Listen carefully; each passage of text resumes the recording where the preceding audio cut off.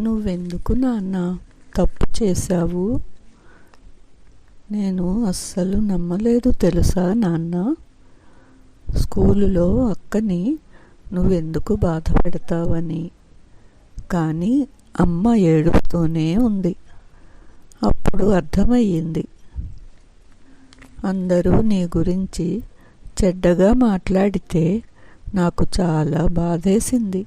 ఏడుపు వస్తుంది నాన్న. నాకు తప్పు చెయ్యకూడదని ఎప్పుడూ చెప్తావు, ఎప్పుడూ నవ్వుతూ ఉండాలని అంటావు కదా. మరి నువ్వే తప్పు చేసి నన్నెందుకు ఏడిపించావు నాన్న? నిన్ను చెడ్డవాడిగా చూడలేను, అందుకే వెళ్ళిపోతున్నాను. ఒక్క మాట నాన్న, ఇంకెప్పుడు తప్పు చెయ్యకు, సరేనా? ఆ తండ్రి ఇంకెప్పుడూ తప్పు చేయలేడు. ఎందుకంటే చనిపోయిన కూతురి ఉత్తరం చదివి ఇప్పటి వరకు నవ్వుతూ ఏడుస్తూ ఇన్ని సంవత్సరాలుగా రోడ్డు మీద తిరుగుతూనే ఉన్నాడు.